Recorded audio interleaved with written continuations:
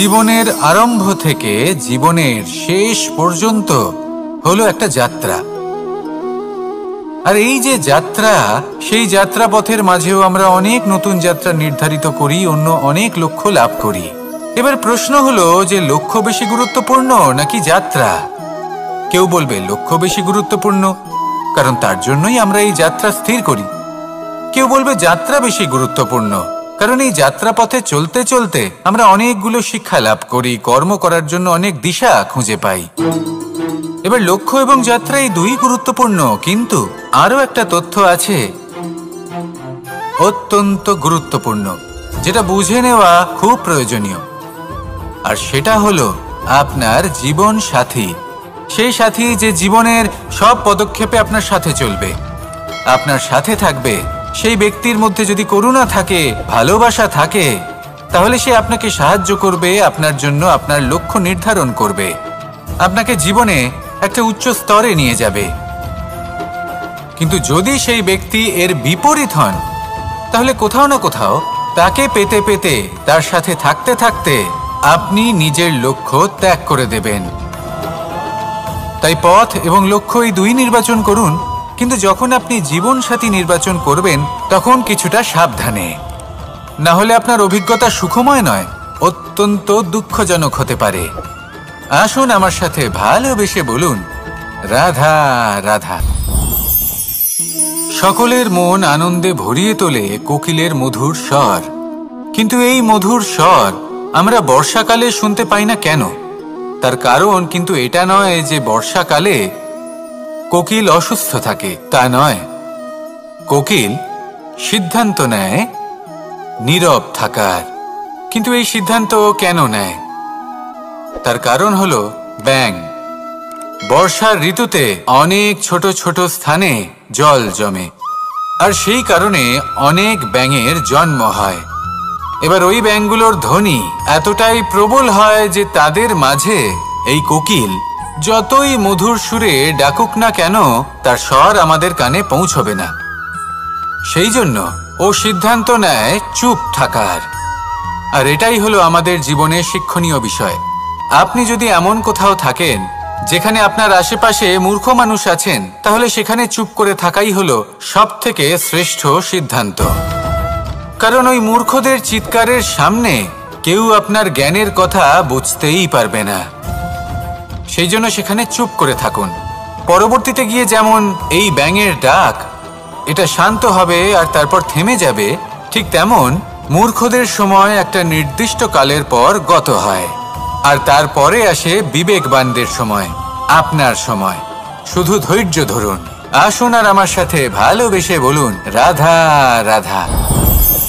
মস্তিষ্কের মেধা প্রত্যেক মানুষের কাছেই আছে।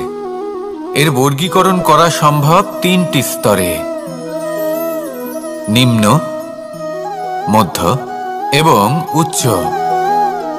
এবার সেই ব্যক্তি যার মস্তিষ্ক মেধা নিম্ন স্তরের, তিনি কোন বিষয়ে কথা বলেন, কোন বিষয়ে আলোচনা করেন, কি কি সেই বিষয় যা নিয়ে এনারা ভাবেন? লেনদেন, লাভ ক্ষতি, সম্পর্ক ভাঙা গড়া, জীবনের এই ছোট ছোট বিষয়গুলি। এর ঊর্ধ্বে এনাদের কথা এবং ভাবনা যায়ই না। এবার যে ব্যক্তি এমন হন যার মস্তিষ্ক মেধা মধ্যস্তরের, সেই ব্যক্তি কি করেন, কোন বিষয়ে কথা বলেন? জীবনের ঘটনাগুলির বিষয়ে কথা বলেন। কি হয়েছিল, কিভাবে হয়েছিল, কিভাবে সেটা আরো বেশি শ্রেষ্ঠ করে তোলা সম্ভব। আর সেই ব্যক্তি যাদের মস্তিষ্ক মেধা উচ্চ স্তরে থাকে, তারা কি নিয়ে ভাবেন, তারা কি নিয়ে আলোচনা করতে থাকেন? তিনি ভাবেন যে কিভাবে নিজের চিন্তা ভাবনা আরো বেশি শ্রেষ্ঠ করে তোলা সম্ভব।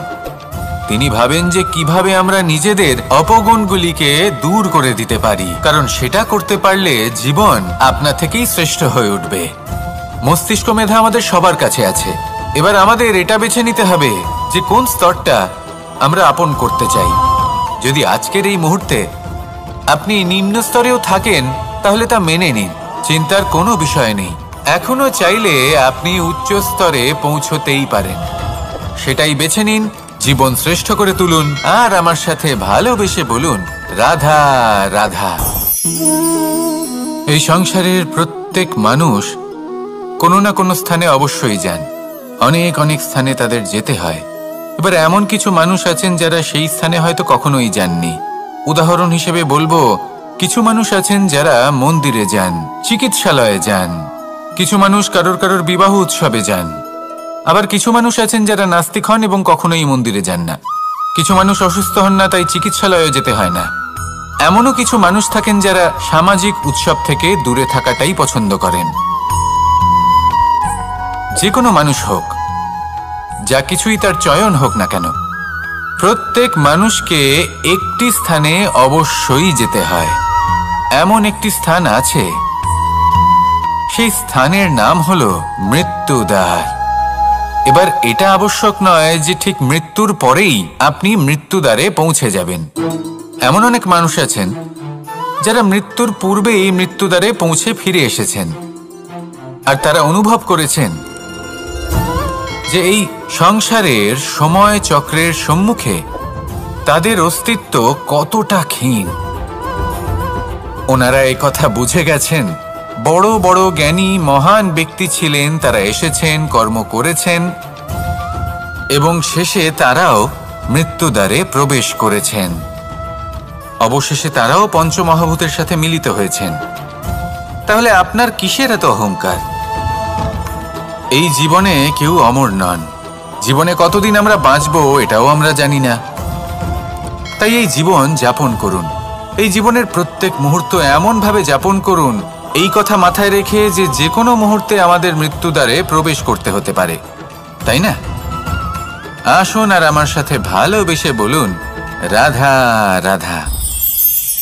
এই জীবনে তিনটি গুরুত্বপূর্ণ শব্দ আছে যা বোঝা আমাদের কাছে খুব গুরুত্বপূর্ণ, এবং এই তিনটি শব্দের নিজস্ব অর্থ আছে। প্রথম হলো সঙ্গবদ্ধতা, অর্থাৎ একসাথে মিলে কাজ করতে হবে, একসাথে মিলে পরিশ্রম করতে হবে, সামনে এগোতে হবে। এরকম করতে পারলে আপনার শক্তি বৃদ্ধি পাবে, আপনার ক্ষমতা বৃদ্ধি পাবে, আপনি এগোতে পারবেন এবং অনেক দূরে যেতে পারবেন। দ্বিতীয় হলো আত্মবিশ্বাস। হেরে যাওয়া বস্তুও আবার জিতে নিতে পারবেন। যদি আপনার নিজের আত্মবিশ্বাস থাকে তাহলে আপনি কখনো পরাজিত হবেন না। এবং তৃতীয় হলো অহংকার। জয়লাভ করার পরেও কিন্তু এটা আপনাকে পরাজিত করতে পারে। সেই জন্য জীবনে সঙ্গবদ্ধ হন, আত্মবিশ্বাস রাখুন, কিন্তু কখনোই অহংকার করবেন না। এই অহংকার আপনার থেকে সব কিছু কেড়ে নিতে পারে। এই অহংকারের জন্যই মথুরাপতি কংস নিজের পতনের দিকে অগ্রসর হয়েছিলেন। এই অহংকারকে ত্যাগ করুন আর আমার সাথে ভালোবেসে বলুন, রাধা রাধা। এই সংসারে সব থেকে বেশি কঠিন কাজ কোনটা? কেউ বলবেন যুদ্ধ করা, কেউ বলবেন ধন অর্জন করা, আবার কেউ বলবেন জ্ঞান অর্জন করা সব থেকে বেশি কঠিন। এবার প্রত্যেক ব্যক্তির নিজস্ব অভিজ্ঞতা আছে আর সেই অনুসারে তার নিজস্ব একটা উত্তর আছে। সাধারণভাবে দেখতে গেলে এই সংসারে সব থেকে কঠিন হলো তপস্যা করা, অর্থাৎ সব কিছু ত্যাগ করে তপস্যায় নিজেকে বিলীন করে দেওয়া। এবার এর থেকে বেশি কঠিন এই সংসারে আর কি বা হতে পারে? এই সংসারে, এই সমাজে নিজের পরিবারের মধ্যে থেকেও ধৈর্য ধরে সামনে অগ্রসর হওয়া, এটা হলো সব থেকে কঠিন কাজ। কারণ যখন আপনি তপস্যা করেন তখন সেখানে আপনার ধৈর্য ভাঙার মতো কেউ থাকেন না, না কোনো বন্ধু, না কোনো আত্মীয়, না কোনো শত্রু, কেউ না। কিন্তু যখন আপনি এই সমাজে, এই পরিবারে থাকেন, কোনো না কোনো ব্যক্তি এসে আপনার ধৈর্যের বাঁধ ভেঙে দেওয়ার ক্ষমতা রাখেন। তারা আপনার ধৈর্যের বাঁধ ভেঙে দেয়, আর কখনো কখনো তারা অনিচ্ছাকৃতভাবেই সেটা করে থাকেন। কারণ তাদের মানসিকতা আপনার থেকে আলাদা, তাদের কর্ম আপনার থেকে আলাদা, তাদের দৃষ্টিভঙ্গি আপনার থেকে আলাদা, জীবন যাপন আপনার থেকে আলাদা। সেক্ষেত্রে আপনি ধৈর্যচ্যুত হন, প্রসন্নতা আপনার থেকে ছিনিয়ে নেওয়া হয়। সেই জন্য এই সংসারে এই পরিবারের থেকেও ধৈর্য ধরে সামনে অগ্রসর হওয়া কোনো পর্বতের শিখরে গিয়ে তপস্যা করার থেকেও অনেক বেশি কঠিন। আর যে ব্যক্তি এই সমাজেই এই পরিবারে সেই সকল মানুষের মধ্যে থেকে গিয়েও ধৈর্য ধরে অগ্রসর হতে থাকেন, যারা এই কাজটা শিখে নিতে পারেন, তারাই কিন্তু জীবনে আনন্দ লাভ করতে পারেন। এই ধৈর্যই শেষে আপনার জীবনে প্রসন্নতা বহন করে আনবে। তাই ধৈর্য ধরে জীবনের পথে অগ্রসর হন আর আমার সাথে ভালোবেসে বলুন, রাধা রাধা। আমরা সবাই জীবনে অগ্রসর হতে চাই, তার জন্য চেষ্টা করি, পরিশ্রম করি, কিন্তু কখনো কখনো আমাদের আশেপাশের কিছু মানুষ, যেমন আমাদের আত্মীয়, আমাদের বন্ধু, আমাদের শত্রু, এদেরকে এগিয়ে যেতে দেখে আমরা কখনো কখনো নিজেরা থেমে যাই। এর অর্থ কি তার মানে এটা যে আমাদের কোনো খামতি ছিল বা আমরা কোনো ভুল করে ফেলেছি? না, বেশিরভাগ সময় আমাদের কোনো ভুল থাকে না, আমাদের কোনো খামতিও থাকে না। শুধু একটা ছোট্ট বিষয় আছে যেটা আমরা বুঝতে পারি না। আমরা চেষ্টা করি অন্যদের জীবনযাত্রা দেখতে। আমরা দেখতে চেষ্টা করি যে তাদের জীবনে তারা কিভাবে এগিয়ে চলেছেন, অগ্রসর হওয়ার জন্য ওনারা কি কি করছেন, আর যা করছেন তাতে ওনারা কিভাবে উপকৃত হচ্ছেন। আমরা চেষ্টা করি তাদের জীবনযাত্রার দিকে তাকানোর, ওনাদের গতিবিধির দিকে নজর দেওয়ার এবং সেটা বুঝতে চেষ্টা করার। সেই জন্যই আমরা পিছিয়ে পড়ি। জীবনে যদি আপনি এগোতে চান তাহলে আপনাকে নিজের নজর সামনের দিকে রাখতে হবে, পদক্ষেপও সেই অনুযায়ী নিয়ে সামনে এগোতে হবে। নিজের গতিবিধি লক্ষ্য করুন, নিজের পরিকল্পনা বিচার করুন, নিজের চেষ্টা, নিজের অভিজ্ঞতার দিকে নজর দিন আর সেই মতো অগ্রসর হন। এমন কোনো সাফল্য নেই যে আপনি লাভ করতে পারবেন না। আসুন আমার সাথে ভালোবেসে বলুন, রাধা রাধা। এই সংসারে এমন অনেক মানুষ আছেন যারা এটা চান যে সবকিছু তাদের ইচ্ছা অনুসারে চলবে এবং সেই চেষ্টাই করতে থাকেন। কিন্তু সত্যি হলো এটাই যে এই সংসারের নির্মাণ কোনো মানুষ করেনি এবং সেই জন্য এই সংসার কোনো মানুষের ইচ্ছা অনুসারে চলবে না, বরং মানুষকে সংসারের ইচ্ছা অনুসারে চলতে হবে। যদি আপনার জীবনে এমন কোনো পরিস্থিতি আসে যাতে আপনি হয়তো দুঃখ পেলেন, কষ্ট পেলেন এবং সেটা বদলাতে চান, তাহলে তা বদলানোর চেষ্টা করুন।